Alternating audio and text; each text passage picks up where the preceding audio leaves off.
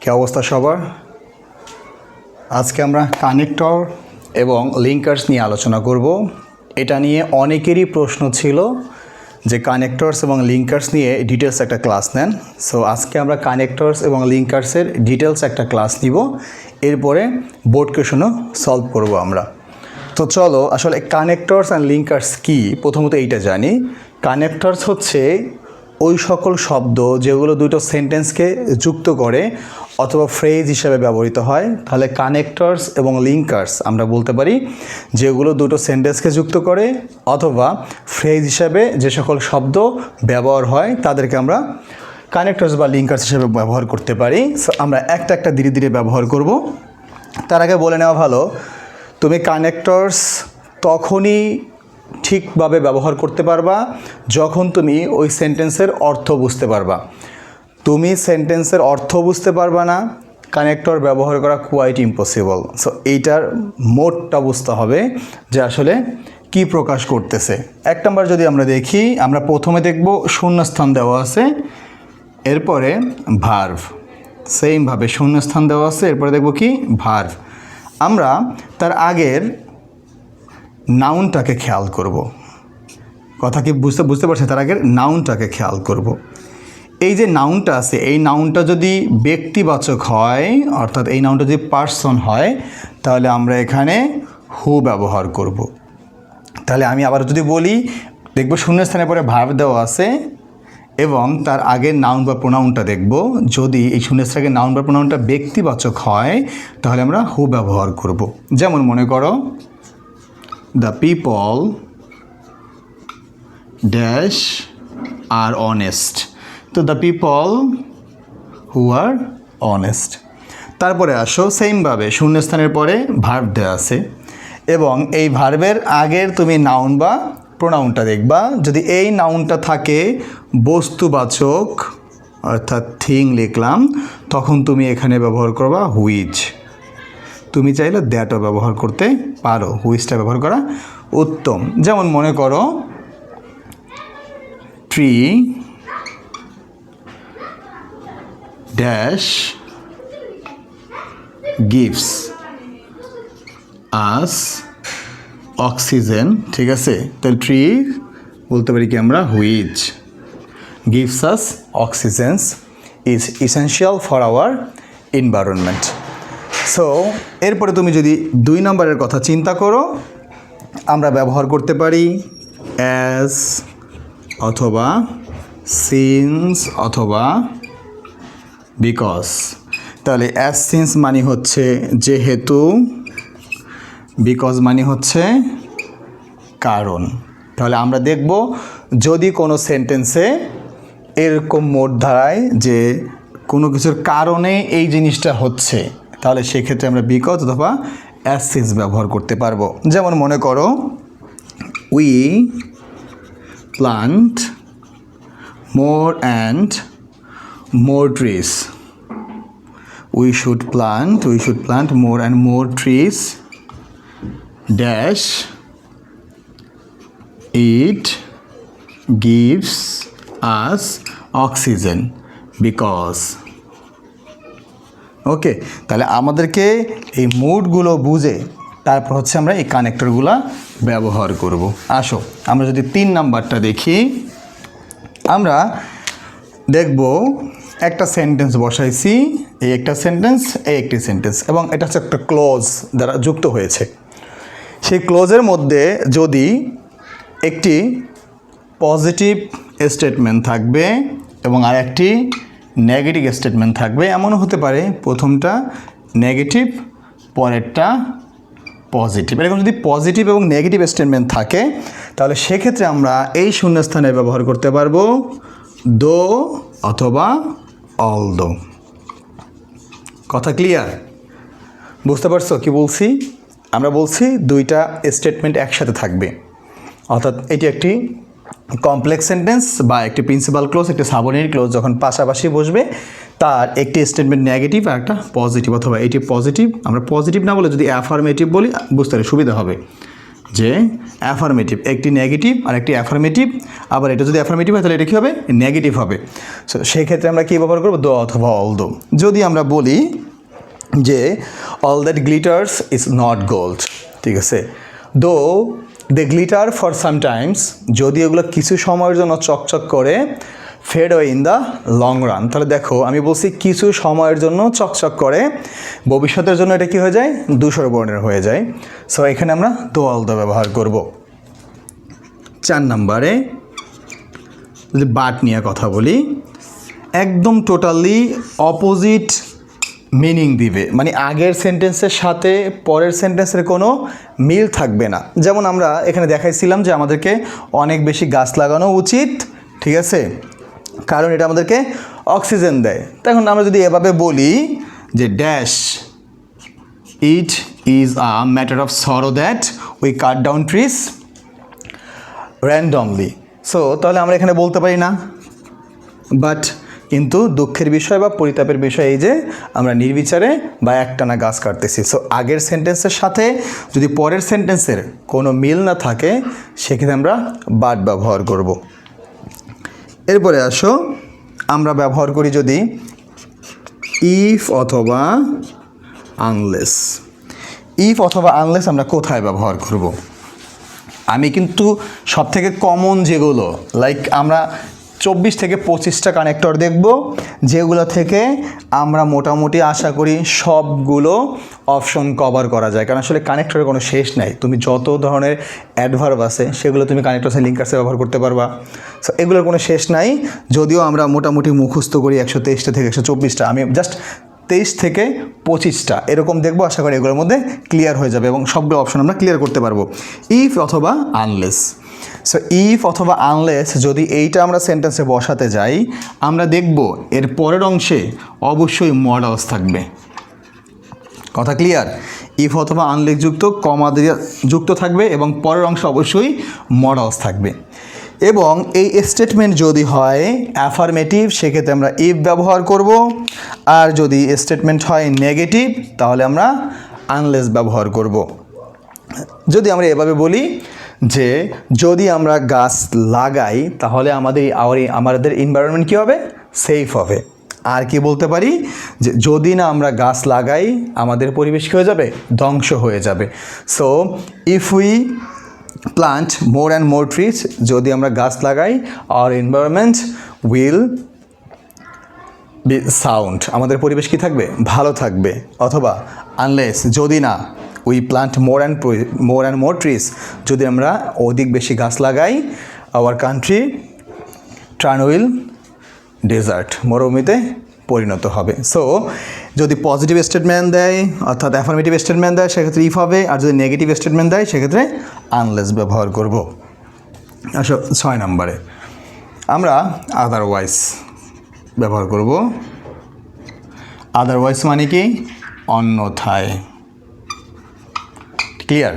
So দেখব ওই সেন্টেন্সের ইনিশিয়েটিভ নিবে, আগের সেন্টেন্সে ইনিশিয়েটিভ নিবে এবং সেই ব্যবস্থা যদি আমরা যথাযথভাবে পালন করতে না পারি আমাদের সেই ইনিশিয়েটিভটা কী হয়ে যাবে, নষ্ট হয়ে যাবে।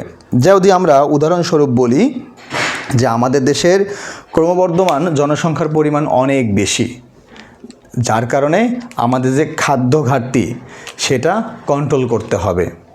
তো এই খাদ্য ঘাটতি যদি আমরা জনসংখ্যা কন্ট্রোল করতে হবে খাদ্য ঘাটতি পূরণের জন্য। যদি এই জনসংখ্যা কন্ট্রোল না করি তাহলে আমাদের যত ধরনের পদক্ষেপ আছে সেগুলো কী হয়ে যাবে, নষ্ট হয়ে যাবে। এই যে আদারওয়াইজ, ঠিক আছে, অল অ্যাটেম্পটস উইল বি পন্ডস বলতে পারি, অথবা গোইং টু ডাক্স। সো অন্যথায় যত ধরনের আমরা পদক্ষেপ নিব সেগুলো কি যাবে, গোল্লায় যাবে। এরপরে আসো আমরা ব্যবহার করব 7 নম্বরে সো অথবা দেয়ারফর। সো অথবা দেয়ারফর অর্থ হচ্ছে সুতরাং অথবা অতএব, ঠিক আছে। এখন দেখো এই সো বা দেয়ারফর কোথায় আমরা ব্যবহার করব। তুমি দেখবা আমাদের যে কানেক্টরগুলো আছে এসএসসি লেভেলে ম্যাক্সিমামই দেওয়া আছে শেষের অংশটা উই শুড। তো যেখানে তুমি দেখবা উই শুড সেখানে আমরা কি বসাবো, সো বা দেয়ারফর। এরপরে এইভাবেই সেমভাবে আমরা বসাতে পারবো as a result, as a result. So as a result আমরা কখন বসাবো? যখন দেখব ফলে অর্থ দিচ্ছে, ঠিক আছে, অথবা ফলস্বরূপ। সে আমি যদি তাহলে দুইটার ভিতরে তুলনা করি, এখানে একটা জিনিস খেয়াল করবা, যেখানে অ্যাজ এ রেজাল্ট বসবে তুমি সেখানে সো বসাইতে পারবা, কিন্তু সো যেখানে বসবে সেটা এখানে কিন্তু অ্যাজ এ রেজাল্ট বসবে না। এখানে দুইটা কেন পার্থক্য সেটা আমি বলি। সো এটা ইনিশিয়েটিভ অর্থে ব্যবহার করা হয়, আর অ্যাজ আ রেজাল্ট হচ্ছে ফলাফল। যদি আমরা এরকমটা উদাহরণ দেই, যে যেমন মনে করো এখন বিদ্যুৎ ঘাটতি আছে বাংলাদেশে। সো আমাদের বললাম যে এই এলাকায় অনেক বেশি ইলেকট্রিসিটি হচ্ছে যায়। সো এই যে আমাদের যে ইলেকট্রিসিটি অনেক বেশি হচ্ছে, শর্টেজ আছে, তাই সরকারের উচিত কি যথাযথ ব্যবস্থা নেওয়া, ঠিক আছে। এখন আমি কি বলতে পারি ফলে এখানে সরকারের যথাযথ ব্যবস্থা নিতে হবে? সেটা কিন্তু হবে না। সো এইটা একটু খেয়াল রাখবা, ঠিক আছে, যে এখানে যথাযথ ব্যবস্থা অর্থাৎ যদি কোনো ইনিশিয়েটিভ নেয় সেক্ষেত্রে আমাদের সো ব্যবহার করতে হবে। আর এই যে বিদ্যুৎ যায়, ফলে কি হচ্ছে, আমাদের প্রয়োজন মতো প্রোডাকশন হচ্ছে না, ঠিক আছে। অর্থাৎ ওই এলাকায় যদি মনে করো তোমার গার্মেন্টস কারখানা থাকে বা অন্য কোনো ইন্ডাস্ট্রি থাকে, এই যে ফলে কি হচ্ছে, আমাদের ব্যাঘাত ঘটতেছে। কথা বুঝতে পারছি? এরপরে আসো,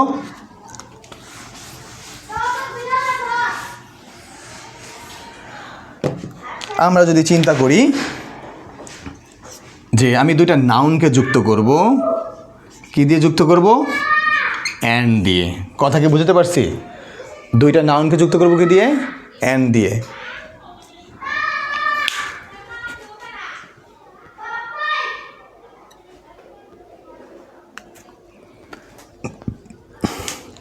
তো যেটা বলতেছিলাম যে নাউনকে যুক্ত করছে, দুইটা নাউনকে কে যুক্ত করছে? অ্যান্ড দ্বারা আমরা যুক্ত করতে পারি। সেমভাবে আমরা বলতে পারি রহিম, তাহলে অ্যান্ড করিম। দেখো দুইটা নাউনকে যুক্ত করছি না? আবার আমরা এটাকে এবার বলতে পারি not only Rahim but also Karim, ঠিক আছে। তখন এই নট অনলি বাট অলসো দিয়ে আমি যুক্ত করতে পারবো। এরপরে যদি আমরা এভাবে বলি বোথ ডট ডট অ্যান্ড, এখানেও নাউন বসবে, এখানেও নাউন বসবে। এরপরে আসো, এটা আমরা অনেক সময় অর্থ অনুযায়ী বুঝতে খুবই ভুল করি। যদি তুলনা বোঝাই, কথা কি বুঝতে পারছি? যদি তুলনা বোঝাই সেক্ষেত্রে আমরা দেন ব্যবহার করতে পারি তুলনা বোঝাতে। যেমন আমি বললাম, দেখো কি বলছিলাম, তুলনা বোঝাতে আমরা দেন ব্যবহার করব। তো আমরা বলতে পারি কি something is better then nothing. কথা ক্লিয়ার? এই যে দেখো তুলনা বোঝাতে আমরা দেন ব্যবহার করেছি। এরপরে আমরা ব্যবহার করতে পারি 11 নম্বরে টিল অথবা আনটিল। অর্থাৎ টিল মানে হচ্ছে ততক্ষণ, আনটিল মানে কি যতক্ষণ না। এবার আসো 12 নম্বরে, যত ধরনের অ্যাডভার্ব আছে তুমি সেগুলো এখানে ব্যবহার করতে পারবা, একবারে নির্দ্বিধায়। সেন্টেন্সের মুড অনুযায়ী যত ধরনের অ্যাডভার্ব আছে তুমি সেটা ব্যবহার করতে পারবা। 12 নম্বরে অর্থাৎ 13 নম্বরে যদি আমরা বলি, এখন এইগুলোর মধ্যে যদি দেখো, আমি সাপোজ বললাম যে বর্তমানে আমাদের দেশের যে খাদ্য দাম, সেটা হচ্ছে বর্তমানে আমাদের দেশের খাদ্যের দাম প্রতিনিয়ত বৃদ্ধি পাচ্ছে, তাহলে আমরা কি বলতে পারি? At present. At present. এখন কেউ বললো অ্যাট প্রেজেন্ট দিব না, আমি এখানে নাওয়াডেজ ব্যবহার করব, সমস্যা নাই কিন্তু। তো আমি আমার অর্থ অনুযায়ী যেটা আসে সেটা ব্যবহার করব। কথা ক্লিয়ার? তো এরকম যদি সত্যি কথা প্রকাশ করে তাহলে আমরা কি বলতে পারি? অ্যাকচুয়ালি। ঠিক আছে, অ্যাকচুয়ালি ব্যবহার করতে পারি অথবা ইনফ্যাক্ট ব্যবহার করতে পারি। এরপরে আসো, আমরা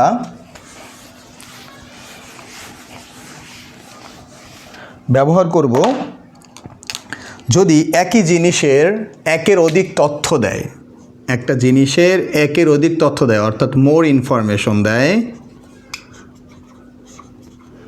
একটা জিনিসের অতিরিক্ত তথ্য দেয়, একটা জিনিস সম্পর্কে আমি বলবো যে অতিরিক্ত তথ্য দিবে, তখন সেক্ষেত্রে আমরা কী ব্যবহার করব? মোর ওভার ব্যবহার করব। কীরকম বলতে পারি যে মনে করো আমি একটা ফোন কিনছি, সেই ফোনে আমি বললাম যে এটার মনে করো যে 50 মেগাপিক্সেল ক্যামেরা, ঠিক আছে, এবং 7000 mAh ব্যাটারি। তাহলে এই যে একটা জিনিসের অতিরিক্ত তথ্য দেওয়া আছে, অতিরিক্ত তথ্যের আগে আমরা কী ব্যবহার করব? মোর ওভার ব্যবহার করব। এইটা হচ্ছে আমাদেরকে অ্যাফার্মেটিভ পারপাস বোঝাবে, অর্থাৎ পজিটিভ পারপাস বোঝাবে। আমি চাইলে হাউএভার ব্যবহার করতে পারবো, হাউএভার, ঠিক আছে, আমি চাইলে এখানে হাউএভার ব্যবহার করতে পারবো। হাউএভারে কি হবে?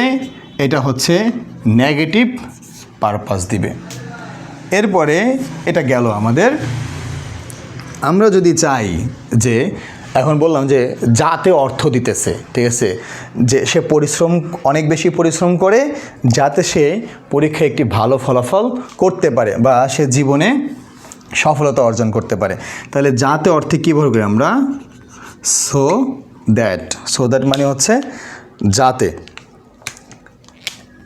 এরপরে আমরা বসাতে পারি, মনে করো আমি বললাম সাধারণত, তাহলে হয় কি? বেসিক্যালি, ক্লিয়ার, অথবা জেনারেলি। এই শব্দগুলা মনে রাখবা, যতগুলো অ্যাডভার্ব আছে সেগুলো কিন্তু আমাদের এই কানেক্টরস বা লিঙ্কার্সে ব্যবহৃত হয়। তুমি এই জিনিসগুলা মাথায় রেখে সাথে তুমি ধরবা যতগুলা WH ওয়ার্ড আছে। কথা ক্লিয়ার? যদি এইগুলা মাথায় নিতে পারো তাহলে আমার মনে হয় এই কানেক্টরে তোমার প্রবলেম হবে না। চলো আমরা একটা বোর্ড কোশ্চেন সলভ করি, 2026 সালে আসা যে কোনো একটা বোর্ড কোশ্চেন সলভ করি আমরা।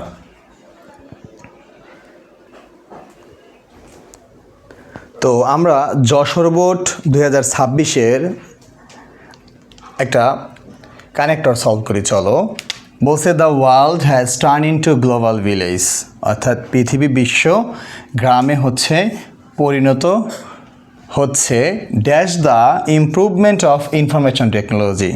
তাহলে এই ইনফরমেশন টেকনোলজি উন্নয়নের ফলে বা কারণে, তাহলে আমরা কি বলতে পারি এখানে? ডিউ টু অথবা because of the improvement of information technology. এখন কথা হচ্ছে এখানে কারণে, তাহলে তো আমরা বিকজও ব্যবহার করতে পারতাম, কিন্তু তুমি দেখো এইটুকের মধ্যে কোনো আলাদা করে ভার্ব নাই, ঠিক আছে। যদি এই সেন্টেন্সের দুইটা অংশ আমি বলছিলাম, যখন দুইটা সেন্টেন্সের আলাদা আলাদা দুইটা অংশ থাকে তখন দুই পাশে দুইটা ভার্ব থাকবে, যখন এখানে একটা ভার্ব আছে যদি ওই পাশে একটা ভার্ব থাকতো তাহলে এখানে আমরা বিকজ ব্যবহার করতে পারতাম।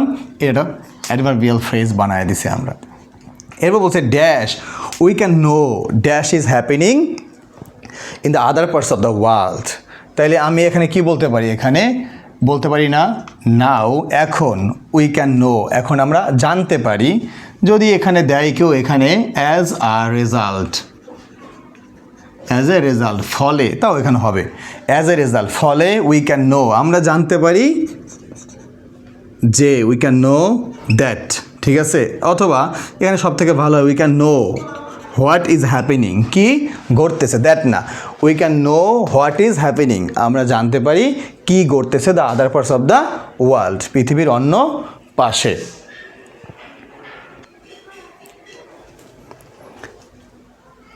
সো আমরা আর একটা পার্ট নিচ্ছি, এটা হচ্ছে দিনাজপুর বোর্ড 26 সালের প্রশ্ন।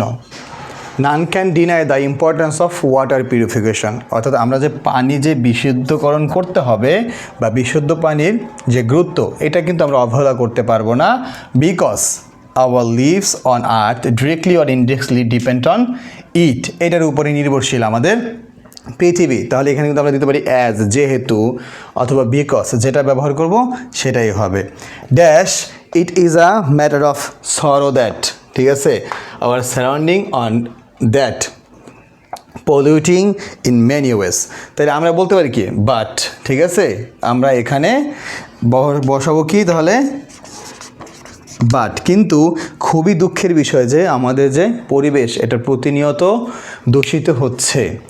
তাহলে আমরা এই যে কানেক্টরগুলো করলাম, ঠিক আছে, এখান থেকে একটা জিনিস ক্লিয়ার যে বাংলা অর্থ যে প্যাটার্নটা যদি ধরতে পারি এবং আমি যে টেকনিকগুলো দেখাইছি এগুলো যদি বুঝতে পারি তাহলে কিন্তু এই কানেক্টর খুব ইজিলি করা পসিবল হবে। আশা করি এখন আর কানেক্টর নিয়ে সমস্যা হবে না।